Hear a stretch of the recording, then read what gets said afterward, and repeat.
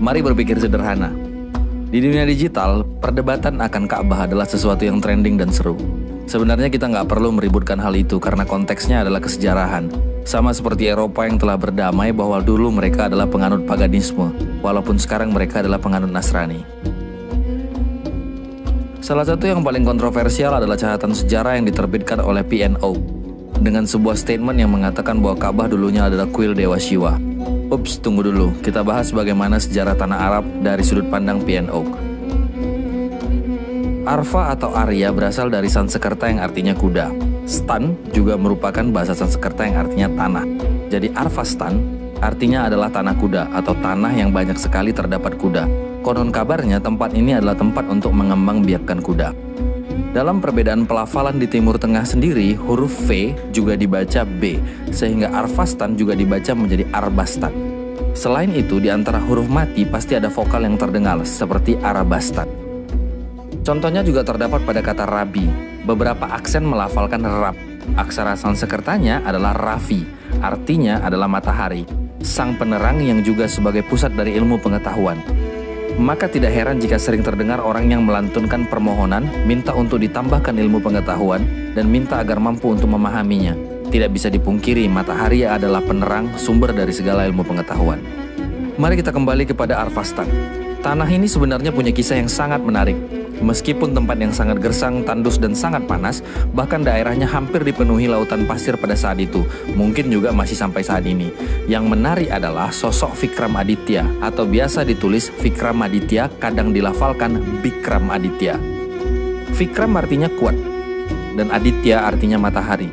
Rasanya Vikramaditya adalah gelar kemataharian atau bisa jadi gelar kemaharajaan.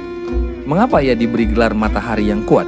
Konon kabarnya ia adalah yang bisa mengatur tabiat orang-orang Arfastan yang sangat keras dan sangat tidak bisa diatur, bahkan berperangai sangat kejam. Di bawah kemaharajaan Vikramaditya inilah orang-orang yang sebelumnya tidak bisa diatur menjadi teratur dan berperadaban. Ia menegakkan hukum yang membuat orang-orang Arfastan mulai mengenal peradaban. Di bawah pengaruh tanah Sindu dan kebudayaan orang-orang Sundalen yang mulai berdatangan ke Arfastan, maka sikap yang tadinya barbar dapat berubah akibat pengaruh kebudayaan dari orang-orang Lembah Sindu. Kebijaksanaan dan kebesaran Vikramaditya tertanam di hati orang-orang Arfastan. Dialah yang membebaskan orang-orang Arfastan dari kebodohan dan kejahatan atau jahil. Dapat ditemukan tulisan mengenai Vikram dalam sebuah buku berjudul Sayar-ul-Okul atau kata-kata yang berkesan, halaman 315. Buku tersebut masih tersimpan di dalam perpustakaan Maktab-e-Sultaniya di Istanbul, Turki. Sebagian manuskrip tersebut berbunyi sebagai berikut, tapi sebaiknya kalian baca langsung karena susah banget untuk dibaca.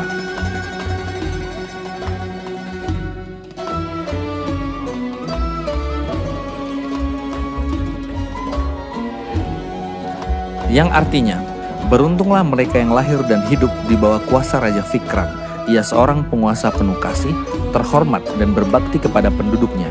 Namun pada saat itu, kami Arab tidak peduli dengan Tuhan, tenggelam dalam kenikmatan sensual, komplotan dan penyiksaan merajalela. Kami, Arab, terjerap dalam kegelapan jahiliyah. Namun pendidikan yang disebar oleh Raja Vikramaditya tidak mencapakan kami orang-orang asing. Ia menyebarkan agama sucinya di antara kami dan mengirim ahli-ahli kepintarannya bersinar seperti matahari dari kenegaraan kami.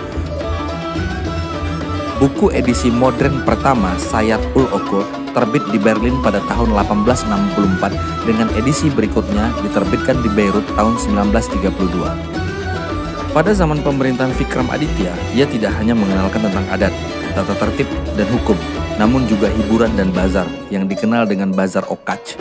Bazar Okaj merupakan sebuah bazar seperti sekarang tempat anak muda nongkrong, tetapi lebih pada festival bagi kaum-kaum elit dan terpelajar untuk membahas aspek-aspek sosial, religius, politis, literatur, dan aspek-aspek budaya yang ada di tanah Arfastan. Dalam Sayar-ul-Okul dituliskan bahwa kesimpulan yang didapat dari diskusi-diskusi di sana diterima dan sangat dihormati oleh seluruh Arfastan. Arfastan yang adat istiadatnya banyak dipengaruhi oleh Vikramaditya sebagai pemuja Siwa atau kemataharian. Oleh karena itu, kuil pertama Arfastan juga mengikuti tradisi Varanasi atau India, di mana ciri-ciri utamanya adalah terdapat adanya lingga yang biasanya berbentuk batu hitam yang lonjong dan yoni sebagai alasnya atau berada di bawahnya. 2. Salah satu tradisi yang sama dengan Varanasi adalah sungai yang disucikan yang bernama Sungai Gangga. Begitu pula di Arvastan, di mana ada lambang Siwa, di sana ada sumber mata air yang disucikan dan sampai sekarang dianggap sebagai air suci. Dimanapun ada lambang Siwa, disitulah ada air Gangga. Begitu pula Arvastan ditemukan sebuah sumber mata air yang sampai sekarang masih dianggap suci. 3. Hal-hal lain adanya ritual mengelilingi sebanyak 7 kali tempat kuil yang disebut parikram atau di Bali disebut maider-ider. 4. Di Arvastan berlaku tradisi Veda yang bernama Pachmahayagna atau 5 kali pemujaan yang merupakan kewajiban terutama di India. Dan sebelum melakukan Pachmahayagna harus membersihkan diri di dalam tradisi Veda yang disebut Sharir Siddhyartham Pancaga Nyasah. 5. Ada 4 bulan dalam setahun dianggap suci, di mana tidak diperbolehkan menjarah atau melakukan tindakan kriminal selama periode tersebut. Juga merupakan dengan tradisi Caturmasa dan Veda. Dalam 4 periode bulan puasa dan menghindari tindakan-tindakan yang tidak suci. Konon kabarnya, kuil utama di Arvastan ikut dibangun oleh seorang yang bernama Umar bin Hassam beserta keluarganya yang sebenarnya adalah bagian dari dinasti Kuru atau lebih dikenal dengan dinasti Quraisy, sebuah dinasti besar yang pernah menguasai lembah Sindhu atau India. Di dalam ensiklopedia menjelaskan bahwa kuil tersebut menyimpan 360 arca sebagai simbol mikrokosmos, makrokosmos, planet, dan alam semesta. Namun konon kabarnya keturunan Umar bin Hasyam menghancurkan semua yang ada di dalam kuil tersebut kecuali arca yang paling utama yang berbentuk batu hitam yang disebut juga sebagai Siva Linggam atau Linggam Siwa yang konon kabarnya masih ada sampai sekarang. Orang-orang Arvastan adalah pemuja Siwa. Oleh karenanya, lambang bulan sabit yang ada di kepala Siwa masih ada sampai sekarang. Dan bangunan kuil utama itu juga disebut sebagai Gaba, yang merupakan gabungan dari Gaba dan Graha, yang artinya tempat suci. Di Jawa sendiri terdapat istilah Gua Garba, yang artinya kandungan atau rahim atau tempat suci. Demikian apa yang dapat kami sampaikan, sebuah ulasan dari PNO.